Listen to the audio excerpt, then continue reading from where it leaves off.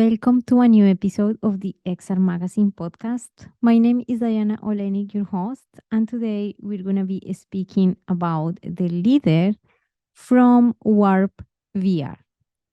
While working at KLM, Guido saw the challenge of on the job training and learning in an operational environment. That brought him to the quest he started 6 years ago, releasing the power of virtual reality on scalable, close to real life training and development for a more effective, mobile, and engaging way of learning. He is also actively engaged in the challenge of being the father of three young boys, and we're going to be learning about safety training and the management of data. I can't wait to begin. Let's do it. Thank you so much, Guido, for being here today. How is everything going on your side?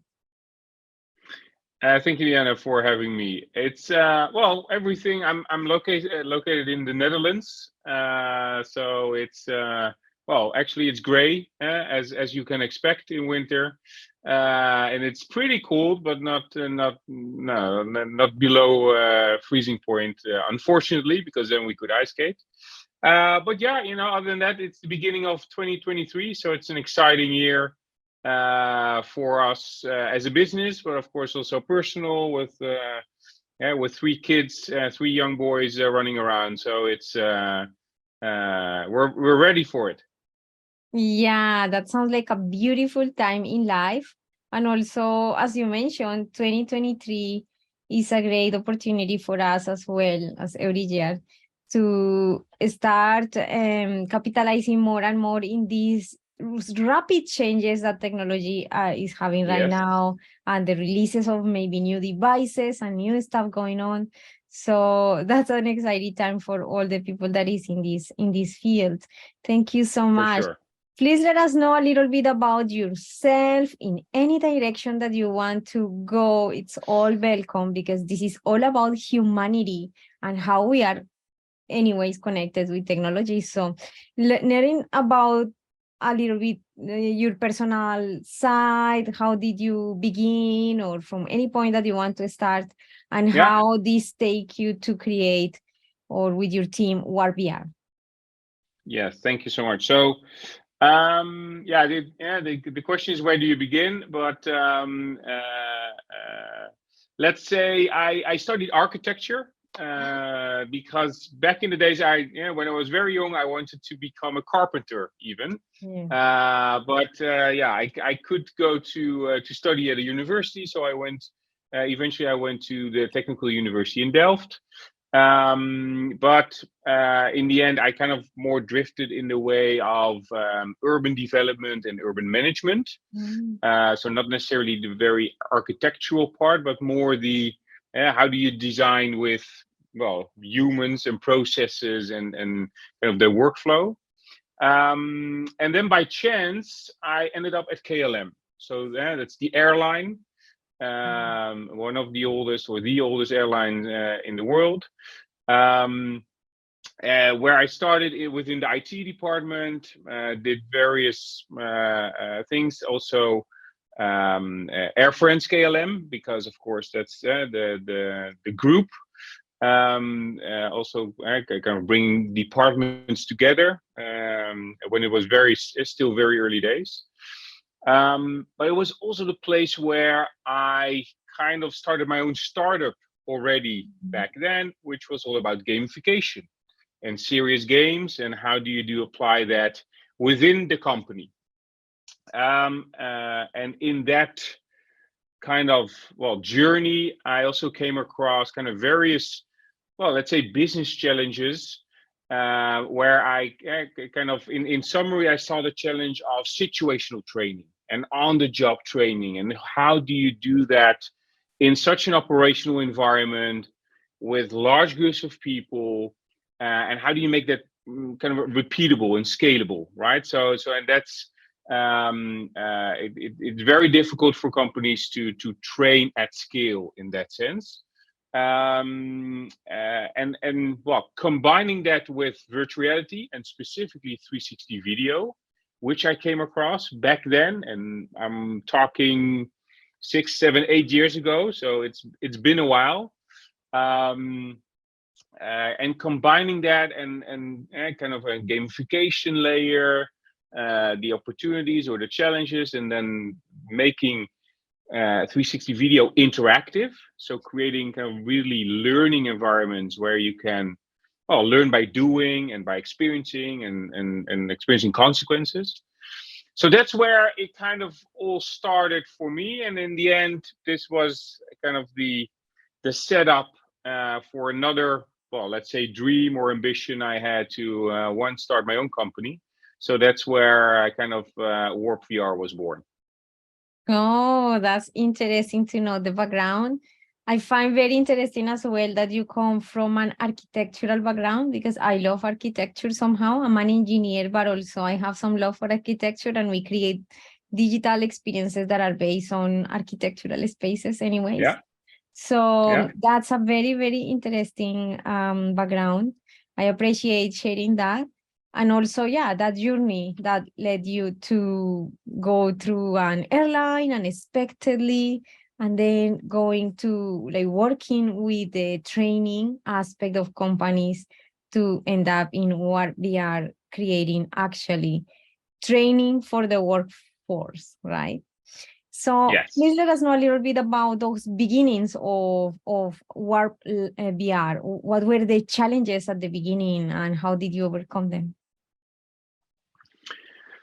So, really in the beginning, 360 video, which was for us kind of the starting point, and maybe a little bit on the reason why, because of course we have kind of the 3D world and the kind of the computer generated world, but we really focused on 360 video from the start. And basically it had a couple of reasons. One, it was real, or it is real, right? So it is as close to reality as you can get.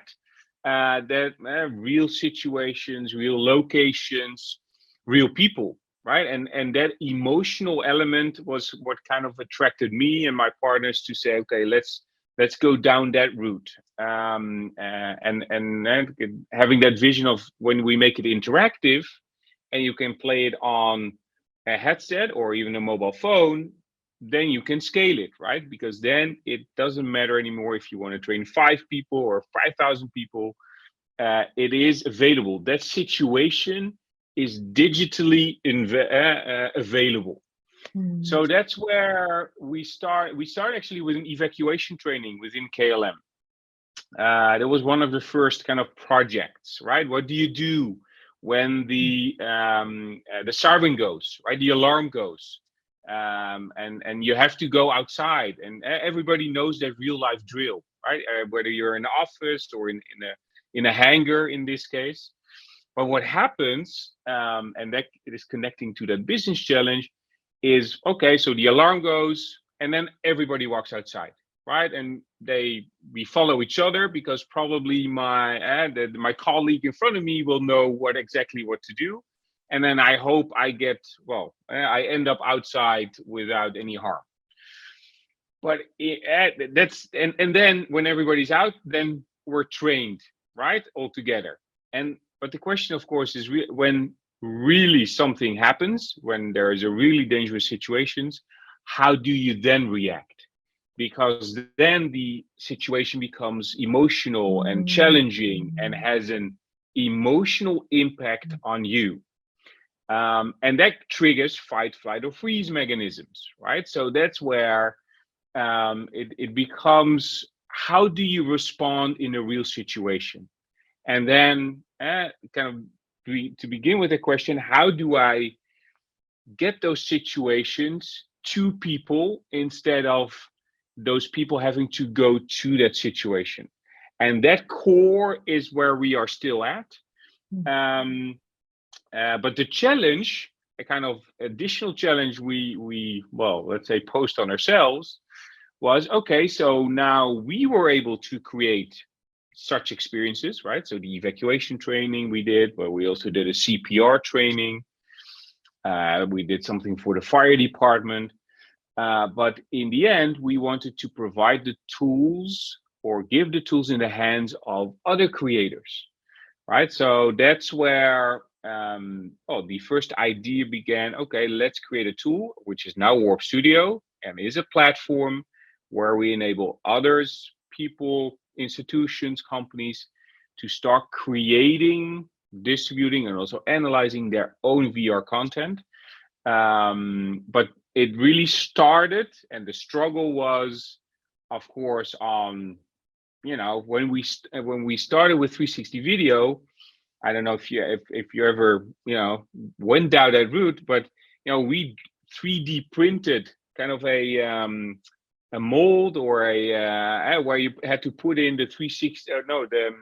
What was it? The GoPro cameras, right? So with all the different angles, and then eventually you could kind of create that sphere where the stitch lines were hopefully connecting. So all that into hopefully create something which was really close to real life. And those were the challenges of let's say the first steps of what we were doing. Yeah, I can see trying to stitch everything, and that is a lot of manual work.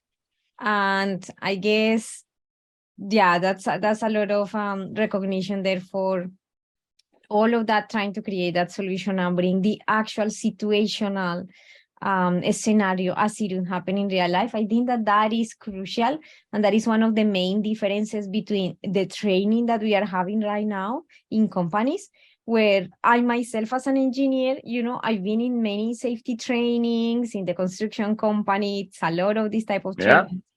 And I have experienced firsthand how it is to have CPR, the fire, like the scaffolds, all of this type of training, but it's all mostly theory, first of all. And second, if you are trying to, like, if you're wearing the harness and you're trying to replicate, you're not under something super important that you mentioned, the emotional pressure, which is what makes you act different. One thing is to have the theory, but another thing is to feel like you're actually there, which completely derails the theory, and you forget about what were all the procedures. So I'm super excited that you mentioned that. If anybody is listening to this and is trying to create an experience related with training, this is absolutely important, essential. That now with this technology, we have the possibility to actually replicate a scenario which might trigger the real emotions that might happen, and more studying this type of data, then that's how we can refine more these experiences to know exactly what potential outcomes could come out of the situation and how people react in these real scenarios. That's amazing. Very true. Yes. So when you created these 360 videos, and then people started using them with the Oculus at that time as well, right? Yeah. How did you evolve to actually using maybe instead of the 360 videos, other resources, if you have done that? No, well, actually, we stayed with 360 video. So and I think what one of the biggest learnings we had kind of in that journey is that in the end, what the power is. So a couple of things. So first, you also mentioned e-learning, or let's say the traditional methods of learning is very theoretical. It's very knowledge based. Of course, on the other end of the spectrum, we have that real life training, but that's not scalable, right? It's you have to be there. It's on a Monday morning. It's cold. You are with 20 people. You cannot hear what the instructor is saying. It's you have free coffee, but that's about it, right? So that's and it's sometimes good to have some physical practice, yes. But let's say in between or in addition, that situational part, which you also touched upon, is very much missing. So that was the piece we wanted to bring. And let's say the philosophy under that we saw, and that's why we're still with 360 video, is much more the story-based approach, right? So putting you in a real life situation. because current training is also very instructional. You have to do this, you have to do A, B, and C, right? Okay, which is which really helps. But the question is, do you still remember that you have to do first A, then B, then C, when you're under pressure and when you're in that real situation? And that's where kind of we're taking it now and kind of really refining it, is putting you in that story, right? Scenario story based. We are humans, right? We learn by doing, but we are also very prone to stories. We're visual beings, so it's and that's again the core of what we're trying to do is basically bring that experience digitally to you, and now you have that in your backpack, right? So, and that can be for safety, but it can also be for nursing, right? And so when you come out of school or during school, you can have all the theory, but it gets really trying in that sense, or difficult, or challenging when you're in a room with the family of the patient and where they are very unhappy with the treatment you're giving, or where there is a dilemma you have to solve at that point in time, which is all about experience and that human interaction, and but those situations you can hardly train. And then if you look across industries, there are thousands, millions, I don't know the number, but there are almost an infinite amount of situations where you would want people to be able to train in. And that's where kind of our mission vision is moving towards, is kind of building that library of the future, where you can say, now you can take a book and take knowledge in, but we're moving and we're building that library of the future where you can take an experience, and you have more experience to gain and more confidence to engage in real life situations. Yeah, that's amazing. I understand that you also implemented in your platform the possibility to analyze training performance. So Yes. my question is, how did you do that? What type of training performance businesses or companies can be aware of, and your experience creating them? Yeah. So thanks. Great question in this. Also, because of course there's a lot of value and potential value in the data, right? So in a way, it's the first time that you actually have data on performance, on how do people respond, what do they do, what decisions do they make in this certain situation or at this certain point in time in that situation. So we capture that data. How fast do you respond? What choices do you make? Where do you look? Right, all that let's say performance data. Let's say I wanted to say funny thing, but it's, let's say, interesting thing is that is very much at the early stage, right? VR and VR training is an early stage, but use of data is even before that. Yeah. It's becoming more and more, but it's more at first. It's about the creation of the scenario. How the hell are we gonna create that flow? How are we gonna create that storyboard, that storyline? Okay, now how can we film? And how can we do that? And how can we then make it one experience? And then how can we distribute it? So there's a whole chain of things before actually capturing the data. And with a couple of clients, we're now at that stage, or starting to get at that stage, where they say, okay, now we've trained 300, 3,000, whatever the number is, people, let's have a better look at the data. So what can we learn? And the interesting thing also is that you can use the data on an individual level, right? Because now I can say, okay, let's take this soft skill situation, a sales training or a difficult customer training, and then you say, okay, so I can give you a evaluation form before, And so you can kind of self-assess, okay, I think I would score this and this.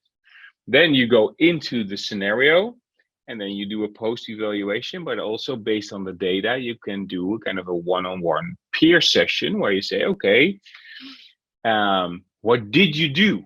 And there's a big difference in I think in the shift there, because before or without using VR, it's much more about what would you do, right? So this is the situation. What would you do? Which is very different than, okay, now you've been in the situation, you did stuff. So now it's more about the data, what you actually did, instead of what would you do? So there's this, I think, very interesting shift possible. And of course on the individual level, but also on kind of a group level, because now you can even see, okay, in the evacuation scenario example, everybody has to go to the left, but now I see out of 100, 30 people go to the right. Yeah. Well, why is that? Right? It can be the situation. It can even be a sign somewhere which we never noticed, but apparently is unclear,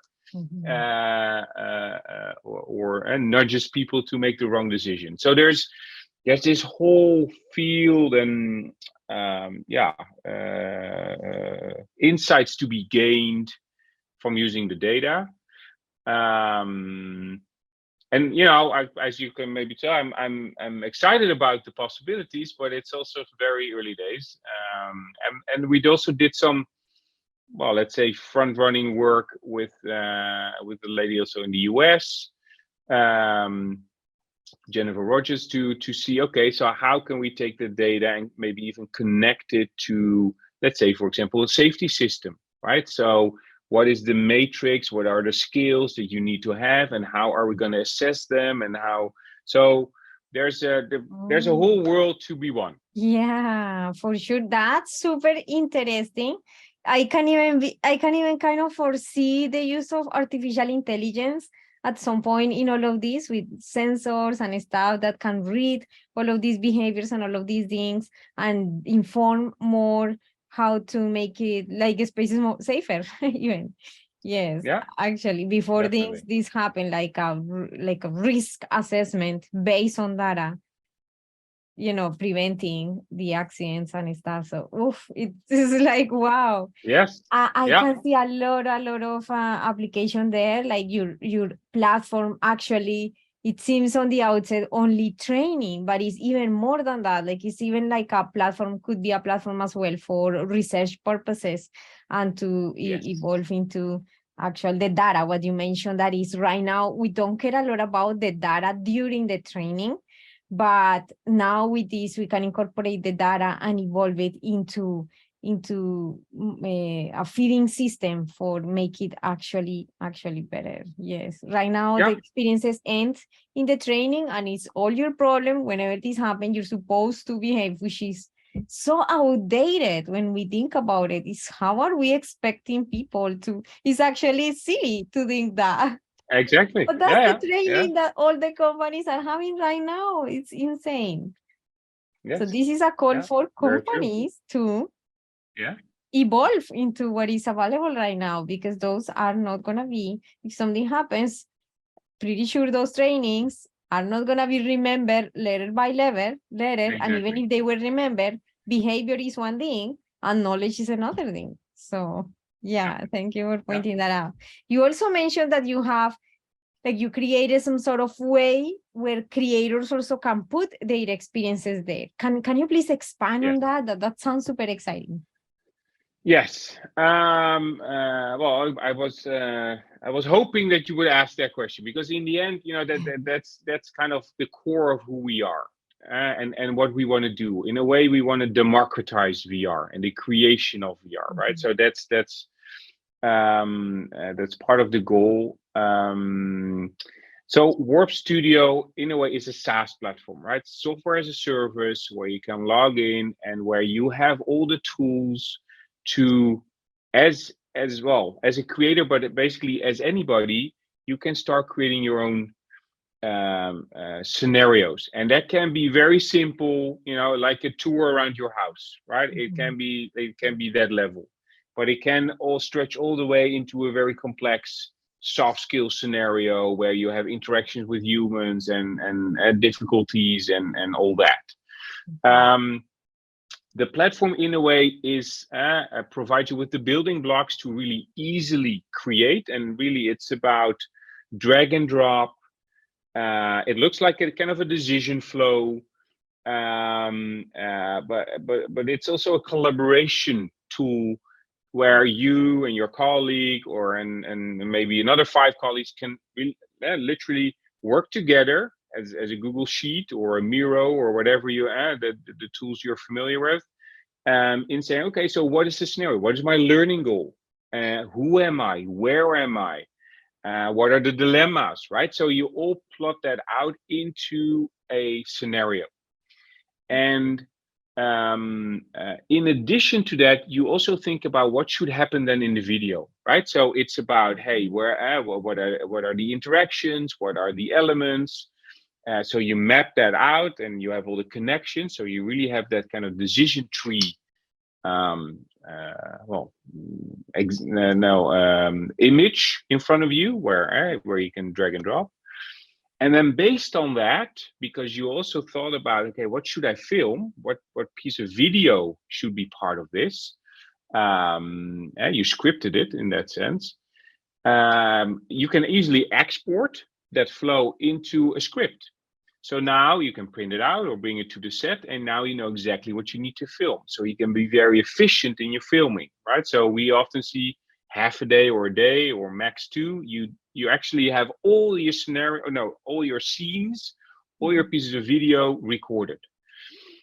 Because those are not long pieces of video, right? It's short. It's like 30 seconds, 40 seconds, because within that short scene, you're going to make a decision. You're going to go left or right or whatever decision is, and you will progress into another scene. And a 360 camera is readily available, right? It's like 500 or 800 bucks, and you have a full set, and you're good to go. So, back in the days when we started, the whole editing was super complex and difficult, and stitching. But now there's software which comes with often the 360 camera, which all does it almost instantly. And then you have your pieces of video, you upload them to the platform, and you basically connect the flow you already had with the pieces of video.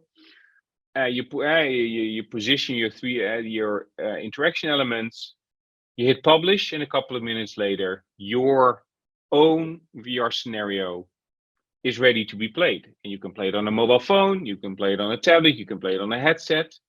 And as of, let's say now, you can also play it in your web browser. Of course, not the best and fully immersive experience, but still, it's a stepping stone also for companies to get there, right? So you publish, and then people start playing. And then, of course, then we're back at the data part, the data part, because then you get all the data in from where they're playing. But yeah, so that's the core. It's really a tool. You can do it. You can have your own scenario up and running in, let's say, a couple of days, even, because it's that easy to do. Wow. I have to say that I love the tool, because it is like every time we see more and more of these companies bringing more of these possibilities to creators to become more independent into how they want to customize it, for their own situation. And also for these creators, I guess, also having the opportunity to other people discover how they are doing this work, or if maybe this can also be experience that works for someone else, so sharing that. I think that that's a great way to go. There is the opportunity for companies to deal directly with business to business, but also there is the opportunity for the company to grow through the talents of other people, like creators, rather than themselves doing all of this scalability, hiring people to create all of these experiences. So I think that is a very, very smart move and very good example for people to learn in, scaling these companies and experiences. I am very excited about your platform. We're gonna be doing a couple of videos sharing that, and also I like to highlight that like you created all of these massive things. Just like to make a conclusion here. You're a lovely father of 3 boys, a beautiful family. So busy. How do you manage to create all of these? How do you work with your team? If you like to share, just to make a summary here or conclusion. Yeah, so that's an interesting question, of course, how to balance personal and business life. As a team, we are, as of, well, end of this month, we're fully remote. So we said goodbye to our office, which is an interesting experiment almost. So we're now a team of 10. We're based in or close to Rotterdam in the Netherlands. But now basically everywhere, because we already have a team member in Macedonia. We have a team member in Mexico. So we're already kind of dispersed around the globe as it is. But I think the impact for me is that it can be flexible, and I think that's the best way to make it work. Also with the 3 boys at home, and also the challenge there. But it's that finding that balance, which is not always easy, of course not. But so far so good. And then of course it helps to have these kinds of conversations, to have these that it's, you feel that you're contributing and that you're that we're moving somewhere. So that gives the energy to make it happen. That's amazing. Yeah, I think that I like to share a lot about the human aspect of this creation, because at the end of the day we see the apps there in the store and it's just the app, it's just the product, but there is a human behind that product, and it's super nice to understand the life of the person. What are their values, what drives them, their mission, their why, which is what makes people to want to maybe explore more the app, as understanding, oh, he's just like me. I have some kids. I also have challenges like that. He understands where I'm coming from. So yeah, thank you so much for sharing all of that. I think that is so beautiful that you're living fully, first of all, remote with the company, because I think that that's the future. I don't believe anymore in having people standing in a place and committing with certain schedule. We have to think like beyond, which is like the humanity that we're speaking about.